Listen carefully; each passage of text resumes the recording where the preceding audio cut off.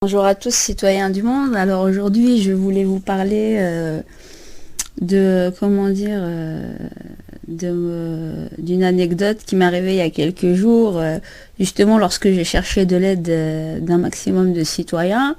Et en fait sur ma route en allant à la synagogue de Bruxelles.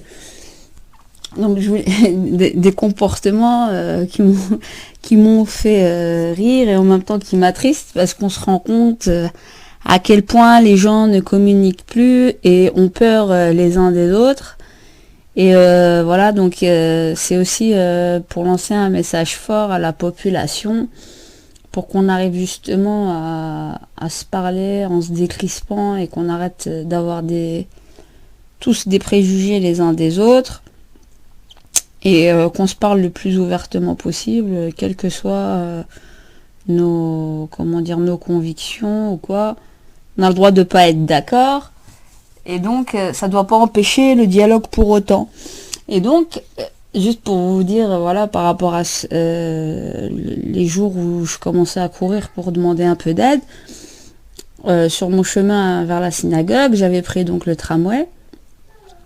Et il y avait à l'intérieur du tram, il y avait deux jeunes filles musulmanes et une dame pas très loin qui devait certainement qui avait la physionomie, on va dire, d'une personne peut-être de l'Est ou enfin, peu importe, peut-être belge, je sais pas. Enfin bref. Et donc ils nous écoutaient et quand je disais, donc j'avais expliqué pour que je faisais donc la manifestation contre la théorie du genre et que j'allais chercher de l'aide et que bon, avec la communauté musulmane, certaines personnes ça n'allait pas. Il fallait que je sensibilise un maximum de monde et notamment je leur avais dit que j'allais aller à l'église et aussi à la synagogue. Et elles avaient été fort surprises et étonnées d'un genre tu vas à la synagogue, tu vas à l'église. J'ai dit oui, donc je leur ai répondu en leur disant oui, on va chercher de l'aide chez tout le monde, toutes les personnes qui seraient susceptibles justement de protéger, on va dire, les valeurs familiales. Bon bah c'est normal que j'aille vers l'église et la synagogue. Je sais pas où est-ce qu'elle est l'adresse, comment dire, des athées, mais qui ont les valeurs, qui aiment quand même les valeurs familiales, on va dire. À moins d'aller donc, à la Maison Blanche à Washington, mais ça ferait un petit peu long. Mais bon, voilà quoi, c'est une petite parenthèse. Et donc j'essayais en allant donc à la synagogue, il y avait donc deux militaires qui faisaient l'angle pour la sécurité de l'endroit. Et donc je m'étais dirigée directement vers eux pour leur demander au niveau de l'entrée de la synagogue parce que je ne connaissais pas. Donc ils m'ont montré la porte. Et donc j'avais sonné comme ça à peu près pendant 5 minutes et il n'y avait personne qui répondait. Et en fait il y a une dame plus bas dans la rue, au niveau de la boulevard de la Régence, qui passait, qui avait parlé aux militaires et en fait qui avait fait son chemin tout droit. Donc moi j'étais donc à l'angle, parce que l'ouverture de la synagogue c'est plus haut, c'est à l'angle.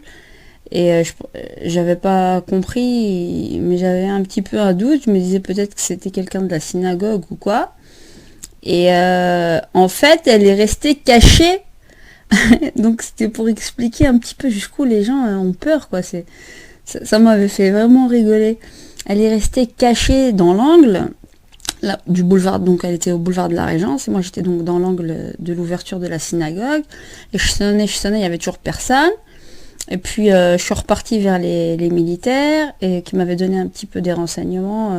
J'avais dit voilà, vous avez une idée quand est-ce peut-être qu'ils reviennent? Il me dit peut-être qu'ils sont à l'heure de midi, je sais pas. Et en retournant donc sur le boulevard de la Régence, j'avais vu cette dame rester donc sur le côté avec un petit trousseau de clés et la tête légèrement inclinée, qui osait à peine me regarder. Et j'avais vite compris finalement qu'elle cherchait à rentrer peut-être à ce niveau-là, au niveau de la porte de la synagogue, peut-être un peu plus haut. Et donc en passant devant elle, je lui ai dit bonjour. Donc elle avait un bonjour très timide, mais et vite fait, bien fait, discrètement, là, c'est vite sauvé. Mais j'étais pas très sûre, donc en l'espace d'à peine 10 secondes, on va dire, le temps que je me retourne, que je remonte à l'angle pour voir si elle allait ouvrir peut-être la porte pour justement aller demander de l'aide, il n'y avait plus personne. Il n'y avait vraiment plus personne en l'espace de 10 secondes. J'ai rigolé là, je me suis dit là c'est vraiment grave. On arrive à un seuil de peur vraiment. Bon, c'est sûr que ça aide pas hein, si on voit en djellab. Mais de l'autre côté, je me dis faut arrêter aussi les images de croire que si on a un djellab, on est des terroristes, des fascistes. Je vous rassure, on n'a pas des bombes de TNT en dessous. Hein. Et puis quand j'avais regardé donc les militaires, et donc en ayant regardé donc les militaires pour leur demander où est-ce qu'elle était passée la dame, et ils m'ont dit ah là on sait pas franchement, parce qu'ils regardaient déjà ailleurs. Et là j'ai vite compris, donc je suis allée ressonner, j'ai sonné, insisté, et puis là il y a un monsieur qui m'a ouvert. Et très sympathique d'ailleurs, en fait qui s'occupe des funérailles en fait, des juifs, de faire les funérailles des juifs. Et on a discuté, j'ai demandé après le rabbin, et il m'avait dit qu'il était absent, donc il a été aimable, il m'a fait rentrer à l'intérieur, on a discuté d'une manière très décontractée. D'ailleurs il me disait, moi j'ai plein d'amis musulmans, il y en a marre de tout ça, enfin voilà, on avait vraiment sympathisé. Et voilà quoi, donc j'espère aussi que cet audio voilà ouvrira un peu l'esprit de beaucoup de gens. Et faut arrêter donc d'avoir peur comme ça. Je veux dire, faut essayer de dialoguer ouvertement et d'arrêter de rester dans l'appréhension. Voilà, c'était justement l'anecdote à expliquer.